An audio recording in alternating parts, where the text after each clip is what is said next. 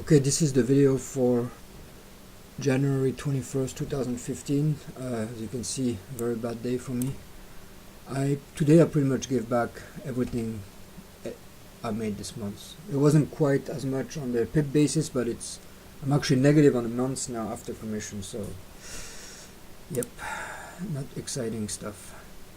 So anyways, I get in. I was here earlier today, actually 7:30, something like this. I had my line here. So okay, trading range. I know it's trying to build up, but it's trying to come up. It's trying to there's some buying pressure building for sure. But I'm like, you know what? I think I had it like this. I'm going to short this break anyways because that's a good trading range, you know. And I guess I just had gotten used to doing that.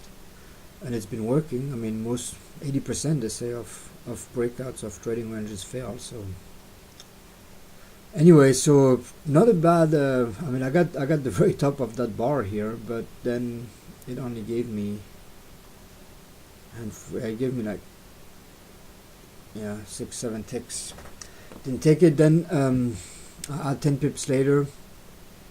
It just keeps grinding up like this, and it didn't look like that strong of a trend at this point, so I wasn't too worried. That's why I added here. But then keeps going, and I add more here. Wait, here another 10 pips later. That's again this exit. This entry should not have happened, but it just keeps going, you know. And at this point, at this point up there, I had a bigger loss than I ended up having at the end of the day. But still, I'm like, okay, now it's 1640. It's breaking out of this mini thing here, and there was another higher time frame where it was I think it was the EMA on the 4-hour chart, something like that. Okay, let me enter one last position. I have a 1.2 lots at this point, you know, so that's a lot. Again, I need to review my scanning in strategy, because the thing is, obviously when my regular position is 30,000, all of a sudden I'm here with 1.2 lot, meaning 4 times my position. I'm not thinking the same way anymore, so I need to revisit that. So anyways, I took like almost 10 ticks on that, which was a loss from here obviously, but still. Then something happens, like somebody says something at ECB, and I get a huge bailout here. I mean, I end up like basically flat here, and I'm still down on this position, but by like a third of what I was down when I was up there. So, and here, instead of just like, I don't know, I'm like, okay, I just got bailed out big time, and then this happens, and I don't know, I just say, okay, now he wants to go up for sure. I mean, he tried to go down, and it didn't work out, so obviously now he wants to go up, increasing volume. So I'm like, okay, let me take my weak trend. I mean, I thought that was an uptrend. I mean, that was a good uptrend here, tested the bottom here, you know, came back here, and then a huge two huge bull bars. I'm like, okay, probably wants to keep going up, and sure enough, I get in here, nothing happens. Then I added so this is not 10 pips later, but that was more like based on price action. It was like basically the bottom of this bar. I added here, and it keeps going. And I guess the mistake was at this point, the mistake was to when the market's acting ridiculous like this, with my style of trading, like just trying to grab 10 pips now and there, I should stay out of this. I should really stay out of this when the market is that crazy.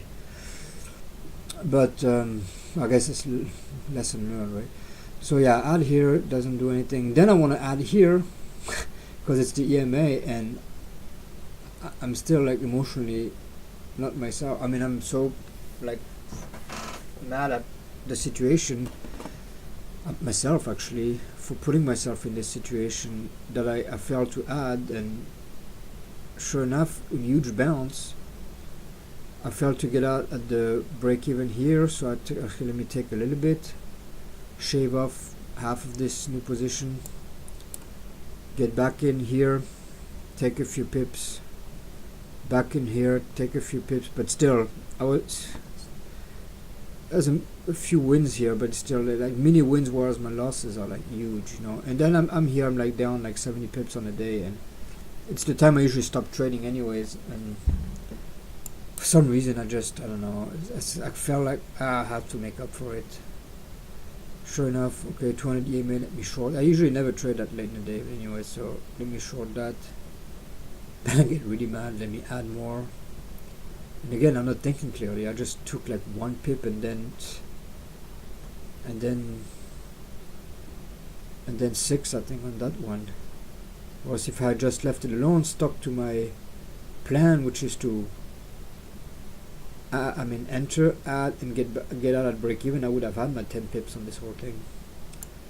But the mistake here was to trade altogether. It was too late. I had a rough day. I mean, that only cost me another 3 pips because there was it was actually a loss in the first one, but like 9 pips loss in the first one, but a 6 pip win on the second. So, anyways, horrible day. They happen. I mean, I was waiting for this one. I had way too much luck lately. I mean, I needed a day like, I mean, not, I guess, yeah, I mean, I just wish it would have happened when I wasn't trading my top position. But I mean, I'm gonna keep increasing this thing down the road. So now I'm gonna stick to that position for now. And so it's 73 pips. That's, you know, like if I make 20 pips a day, which I've been making pretty much on average. I mean, overall the last months, 15-20 pips a day, it would only cost me like less than a week, which only, I mean, it's a long time to make up for one day, but still, it's not a catastrophe, let's say. The reason I gave up all my profit is because the profit I was making early this month was on a smaller position, so pip wise it was good, but money wise it wasn't as good as it is when it's, or good or bad as it is when it's $30,000. Anyways, I wasn't gonna do a video, but I figured, you know what, if I start not making a video every time I have a bad day, I mean they're gonna happen, right? They're gonna happen. Anyways.